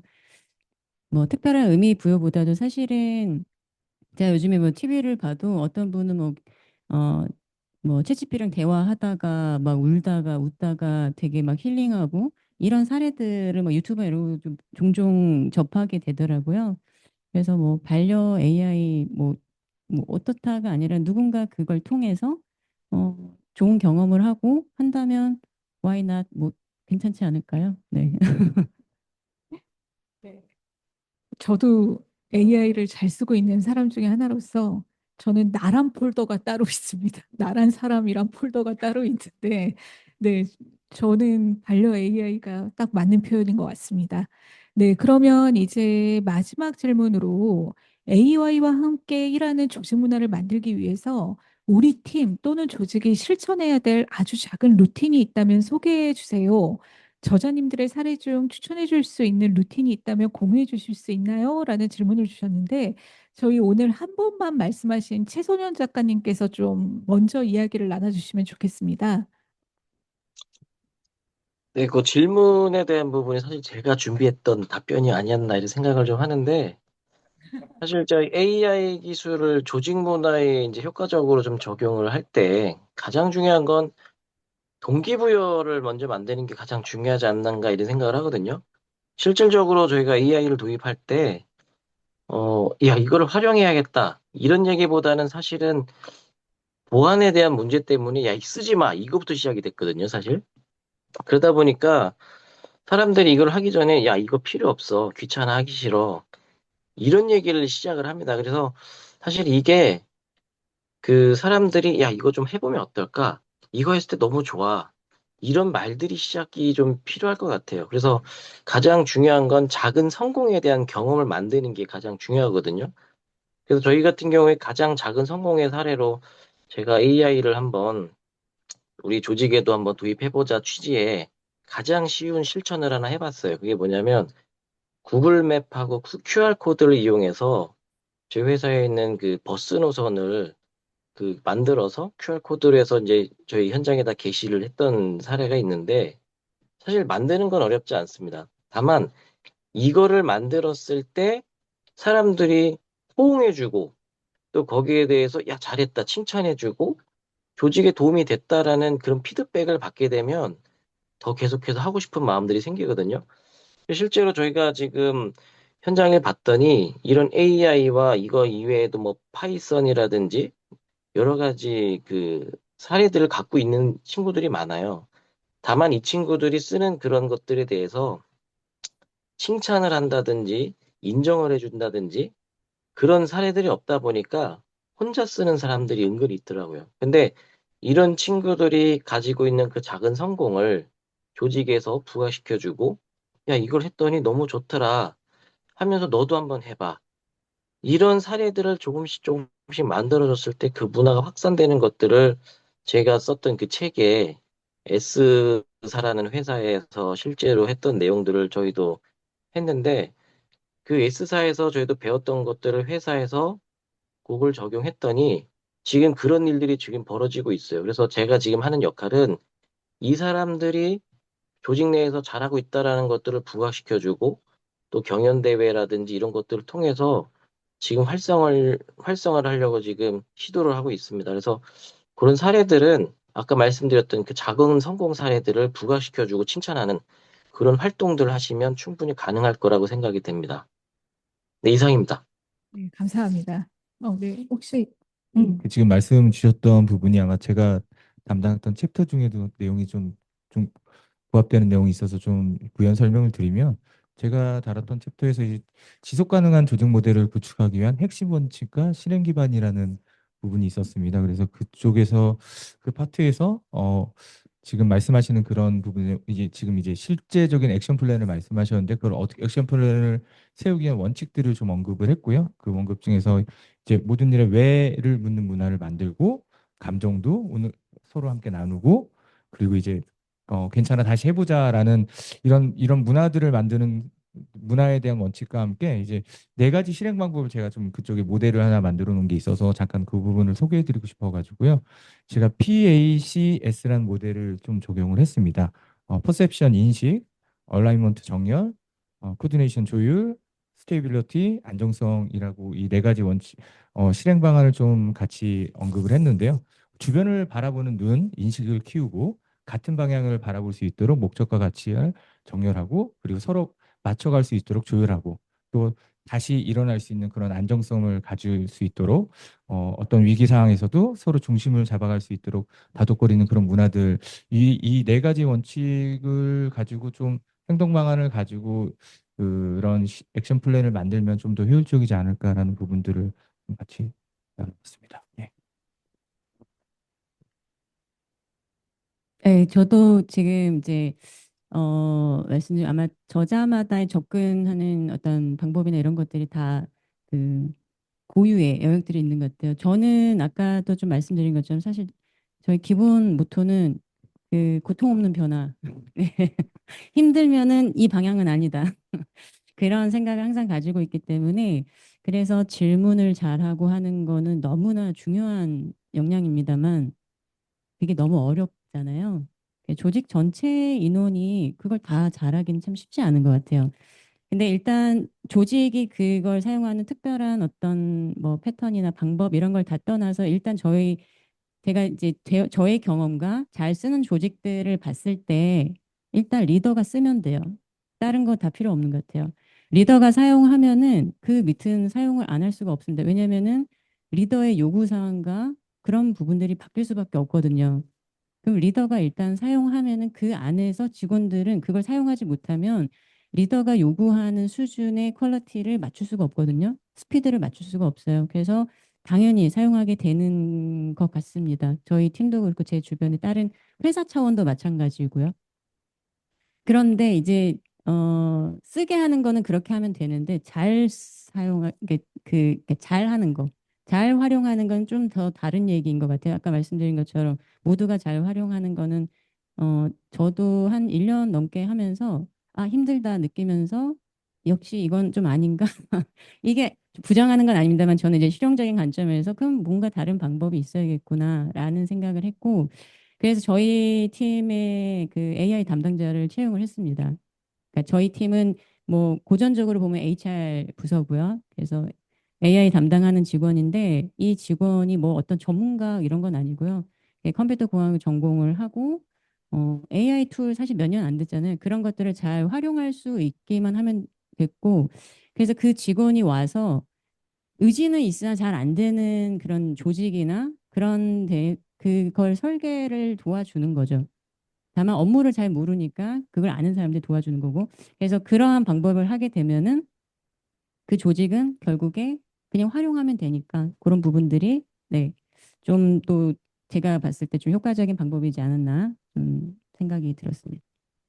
네, 이제 시간이 거의 지금 다 가고 있습니다. 저희가 이제 준비된 시간이 9시 안에는 끝나야 돼서 그러면 저희가 어떻게 보면 돌아가면서 그래도 마지막으로 이 책을 쓰면서 조금 어떤 것을 느꼈는지를 짧게 한 뭐 1분? 네, 1분 내외로 좀 이야기를 나눠주시면 좋을 것 같아요. 먼저 조홍규 저자님께서 말씀을 주시는데 아까 위기형에서 이제 혁신형 조직 문화로 가는 거에 대한 말씀도 꼭 나눠주시겠다고 하셨는데, 네, 한번 말씀 부탁드리겠습니다. 예. 아까도 우리 김기진 대표 만나서 잠깐 얘기했는데, 제가 아는 성악가가 그 코엑스에 왔더라고요. 그래서 너 여기 왜 왔니? 그랬더니 AI 세미나에 참석을 한대요. 그 성악가가 AI 세미나를 해? 그랬더니 자기네들도 AI를 쓴다. 이렇게 얘기를 하더라고요. 이제는 이제 조직과 관련된 부분에도 이제 HR 쪽에도 HR 파트에 AI 전문가를 채용을 해야 될 상황으로 바뀌어가고 있는 것들은 결국은 AI를 활용해서 우리가 해야 될 업무들에 대한 아주 직접적인 굉장히 중요한 터닝 포인트에 와 있다라는 거죠. 예를 들어서 우리가 회의를 할 때 아젠다를 보내면 그 아젠다를 가지고 각자가 AI를 통해서 아젠다에 대한 답을 가지고 오고 회의할 때는 그거에 대한 걸 가지고 와서 한꺼번에 거기서 끝내버리는 플랜 2C까지 다 할 수 있는 것까지 갈 수 있는 시대가 이제 조만간 우리에게 올 텐데 그러면 조직 문화는 그렇게 할 수 없는 거 아니야? 이렇게 이제 할 수 있는데 우리가 조직 문화와 관련돼서 가장 근본적인 여러 가지 것들이 있는데 아까 얘기한 뭐 혁신형이냐 위계형이냐 뭐 이런 거는 벌써 오래전에 퀸에 의해서 조직의 유형이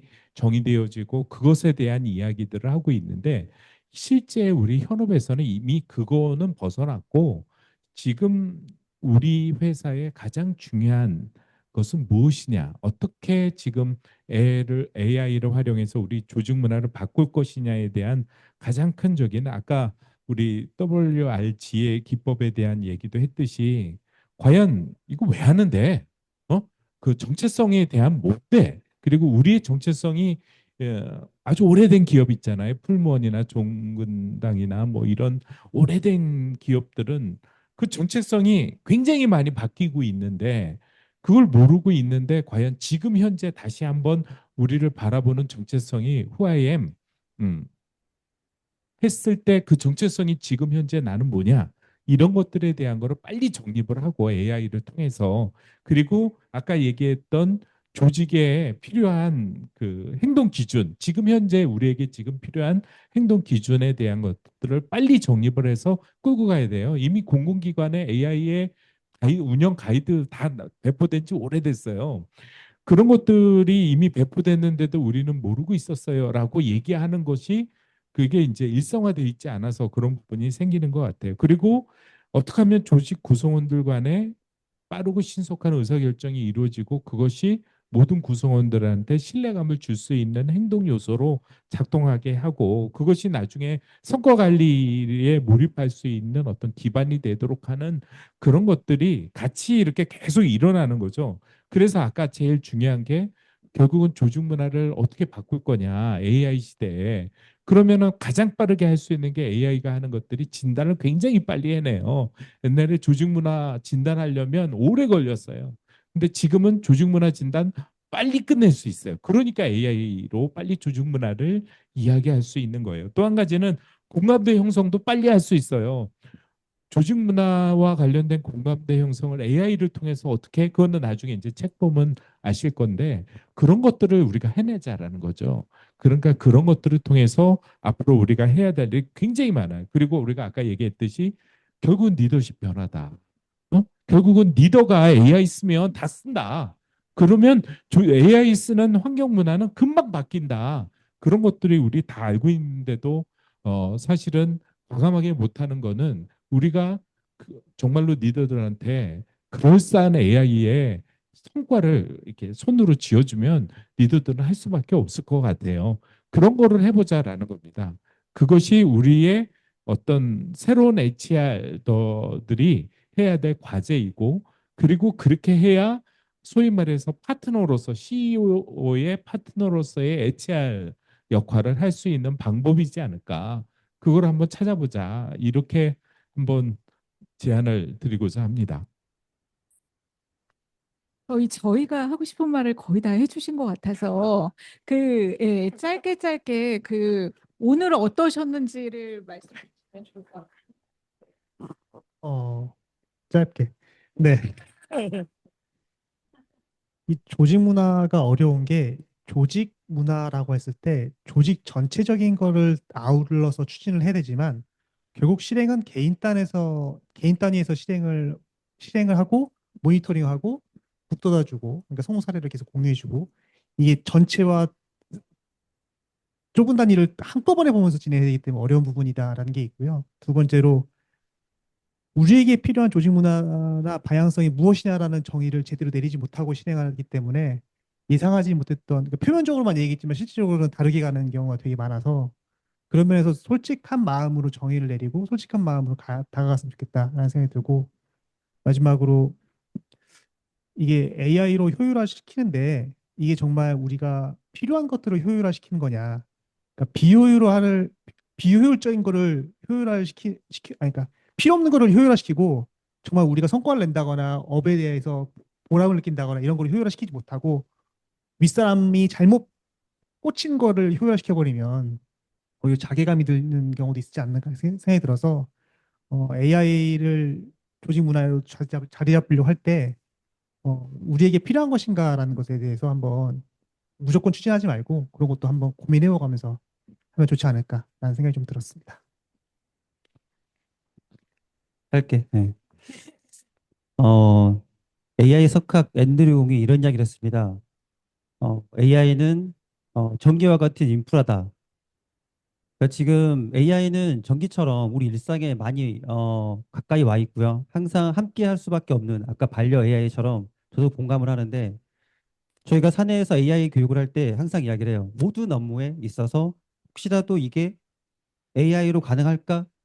이런 프로그램, 혹시 이런 코딩, 아니면 이런 문서도 AI 할 수 있을까라는 거에 대해서 끊임없이 이야기하고 친해져야 되고, 그리고 내가 뭘 질문해야 될 건지 모르면 질문하라고 이야기를 해줘요. 그러면 답을 줍니다. 그래서 똑같이 질문하는 인간이, 그리고 질문하는 사람이 조직에서도 훨씬 더 질문하지 않은 사람, 그리고 AI를 쓰지 않는 사람보다 더 성과를 잘 낸다라는 거에 대해서도 이미 많은 또 논문을 통해서 나와 있기 때문에 끊임없이 여러분들도 AI와 친해지고 AI를 활용을 해서 일과 그리고 조직 문화를 바꿀 수 있는 그런 또 성장하는 그런 삶이 됐으면 좋겠습니다. 감사합니다. 그리고 이 자리를 빌어서 함께 해준 모든 제자님들께 감사드립니다. 네. 네, 저는 아까 이게 지금 세 번째 공저라고 말씀드렸는데요. 개인적으로 공저 참여하면서 계속 한 단계 한 단계 성장해왔던 것 같고, 이 책 안에는 그 성장 과정의 경험, 그리고 생각들을 담았는데, 오늘 또 이렇게 공유를 드릴 수 있어서 좋았던 것 같습니다. 감사합니다. 네, 고맙습니다. 저는 앞서 말씀하신 김현 저자님의 추천으로 이번 공저에 참여하게 됐는데요. 사실 저희가 진짜 많이 질문합니다. 저는 이런 것도 되지 않을까? 이게 될까? 이런 질문들을 서로 좀 많이 나누면서 있는 편인데 결국 질문을 한다라는 것은 내가 무엇을 원하는지, 내가 무엇을 싫어하는지, 내가 어디에 관심이 있는지 결국은 나 자신을 아는 데 가장 중점이 있다라고 봅니다. 그래서 저희가 Who am I라는 부분 제목에 저도 크게 공감을 했고요. 결국 나 자신을 진정한 나 자신을 알고 그 부분이 확장이 돼서 조직으로 그리고 조직의 변화의 불꽃을 당길 수 있을 거라고 바라보고요. 그래서 저희가 자꾸 고민하고 AI가 모든 거 효율과 효과를 만들어 줄 거라고 생각하는데 자꾸 던져만 주는데 던져만 주지 마시고 AI랑 자꾸 질문하면서 고민을 많이 하시면 진짜 진정한 변화가 생기지 않을까라는 게 최근에 가장 큰 깨달음이었던 것 같습니다. 맞습니다. 네, 최선영 저자님부터 먼저 말씀 부탁드리겠습니다. 네, 오늘 그 북콘서트를 통해서 저도 뭐 드리고 싶은 거는 이 자체가 저희에게도 또 다른 성장을 주지 않았나 이런 생각을 좀 하고요. 저희가 여기 만드는 이 작품을 통해서 많은 분들이 공감하시면서 더 나아가는 대한민국이 되면 좋지 않겠나 이런 생각을 좀 합니다. 그리고 앞으로 저기 실전편도 빨리 나오면 좋겠네요. 이상입니다. 네, 저는 지금 저자님들이 다 말씀해 주셨고, 특히 조은교 저자님께서 마지막에 리더가 변해야 된다라는 또 말씀을 주셨는데, 네, 제가 조직문화 전문가로서 직원들은 조직문화가 뭐냐라고 물어봤더니 리더의 모습이라는 얘기를 했다는 거예요. 네, 그래서 우리 리더부터가 먼저 이런 기술을 잘 받아들이고 현명하게 잘 쓰면 그것이 문화로 내재해야 되지 않을까라는 생각으로 저는 끝맺음을 하고자 합니다. 그리고 마지막으로 여기 지금 온라인으로 참여하고 계신 모든 분들께서 꼭 한번 이런 저자 활동에 참여해 보시기를 권해드립니다. 저희가 이 과정을 통해서 너무 좋은 분들도 알게 됐고, 그리고 또 한 단계 성장을 했기 때문에 꼭 추천드리는 바입니다. 그럼 지금까지 사회를 맡은 정하연이었습니다. 감사합니다. 네. 그리고 저희가 꼭 이야기를 해야겠죠. 마지막으로 이 AI 대전환 시대 이 공조 프로젝트를 만들어 주신 저희 김기진 대표님께 감사의 말씀 좀 부탁드리겠습니다. 저한테는 소감을 안 물어봐가지고 클로징 따로 하신다 그래서. 그 조직 문화하고 조직은 문화다 어떤 차이가 있을까요? 생각해 보셨나요? 그냥 조직 문화 그러면 어떤 대상으로 좀 보잖아요. 그러면 대상으로 봤던 거는 얘를 어떡하지? 변화할 걸까? 개선할 걸까? 이런 건데 조직은 문화다라고 하면 정의잖아요. 어떻게 보면 AI 시대에 무언가 조직 문화를 뭔가 좀 더 해석의 관점, 성찰의 관점, 그 관점에서 뭔가 봐야 내가 놓쳤던 게 있었네? 징검다리라고 보면 AI가 징검다리라면 그쪽으로 건너가서 보면 달라지거든요. 그래서 이전과는 다르게 그쪽으로 건너갔을 때는 우리가 조직 문화를 변화 개선으로 봤다면 지금은 개인과 조직들이 지금의 변화하는 조직 문화에 대해서 좀 더 어떤 그 관점을 가지고 해석의 관점, 성찰의 관점, 아마 슈퍼 리더의 자격 또는 리더의 리더로서 끌어가는 거 아마 이런 것들이 핵심이지 않을까 생각을 해봅니다. 그래서 이 제목을 정할 때도 그런 맥락에서 고민을 좀 했었고요. 시간 관계상 한 분만 소감 한번 우리 한 분만 들어보도록 할게요. 우리 유병선 대표님은 어떤 소감이 들었는지.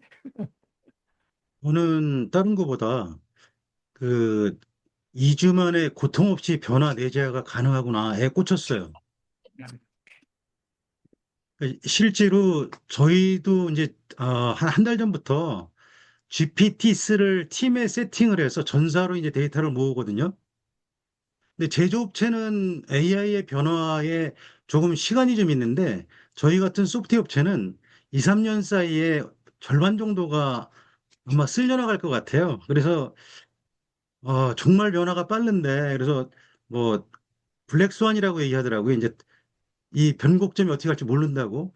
근데 오늘 제가 그래도 키를 좀 찾은 건 뭐냐면은 아까 리더십부터 뭐 조직 구조 갖고 가는 것부터 얘기들이 많이 있었는데 제일 힘든 게 뭐냐면은 사람의 줄 서는 분들하고 비전의 줄 서는 분들하고 한 편이 아니에요.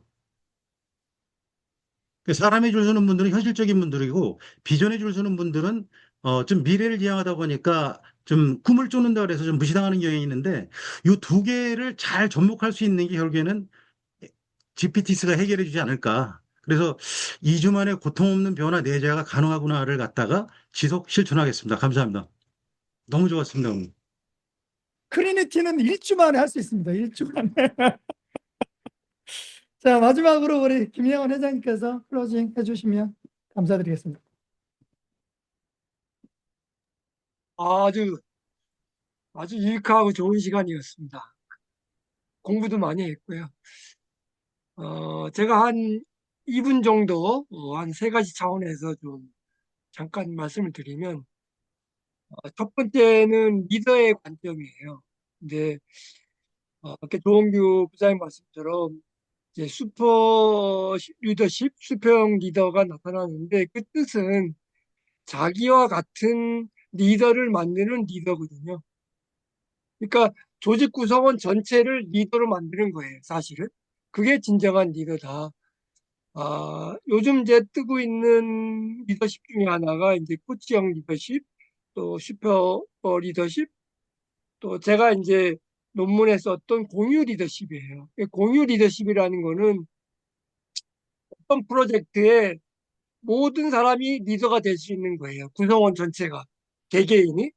그러려면은 리더가 평소에 구성원들을 어떻게 리더로 육성할 것인가에 대한 포인트를 잘 잡고 가야 된다라는 것이 이제 제가 말씀드리는 거고, 피터 드러퍼가 이제 리더들이 조직에 공헌하는 거가 뭐냐 하는 거에서 세 가지를 얘기했는데, 그 중에 세 번째가 미래 인재 육성이에요. 그러니까 자기가 조직을 떠나도 조직은 지속 가능하게 하려면 후배들, 또 조직 구성원들을 리더로 키워야 된다라는 것이 이제 피터 드러퍼의 이제 세 가지 말씀 중에 하나이기 때문에 우리 리더들이 명심해야 될 것 같고요.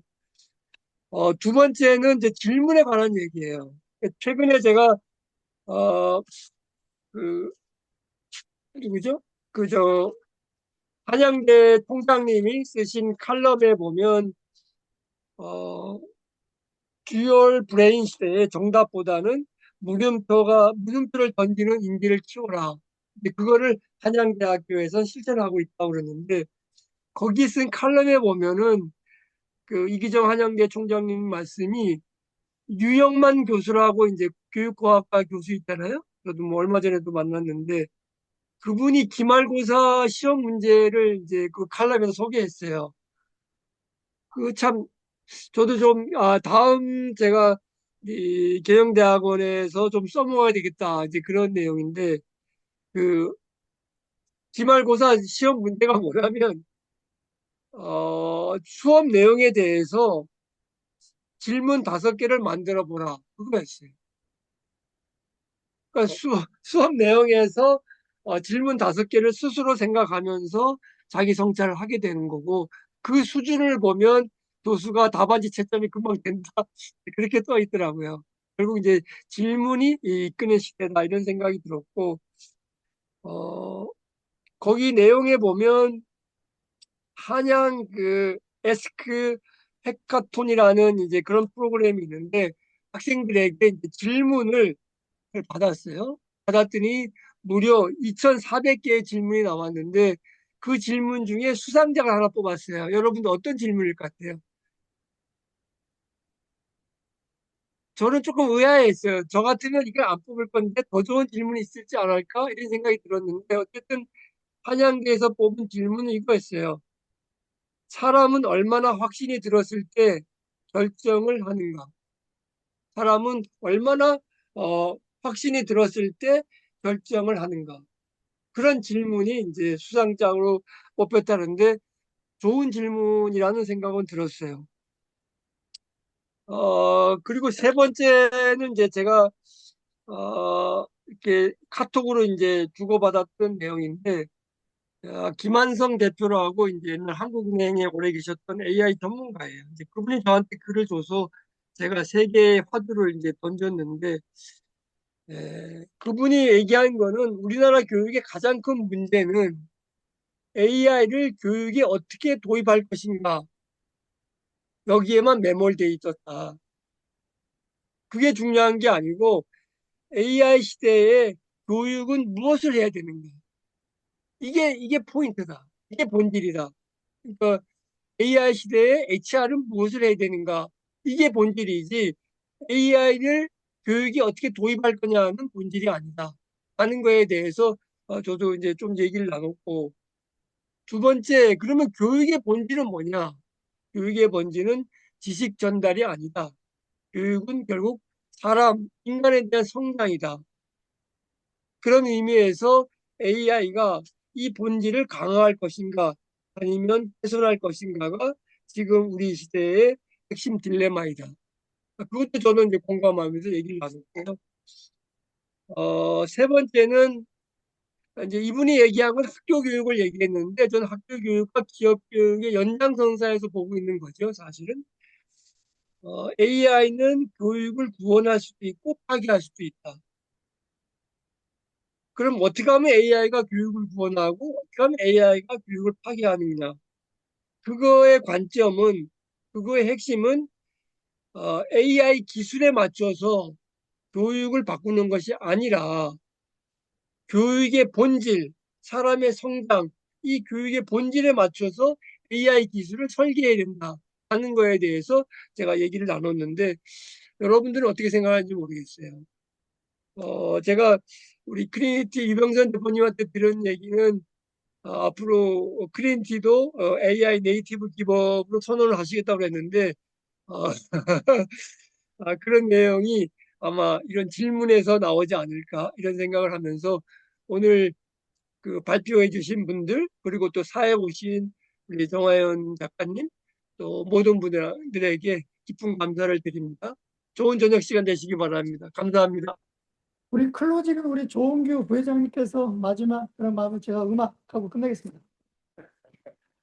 다시 한 번 더 오늘 그 191회 무려 16년 이상을 함께한 여러분들 오늘도 같이 해주셔서 대단히 감사드리고 우리 회장님부터 시작해서 우리 선배님 그리고 후배님들 그리고 이렇게 같이 해주신 여러분에게 다시 한번 감사를 드립니다. 그리고 우리 아마 역대 북 콘서트 중에 사회를 가장 잘 보지 않았나요?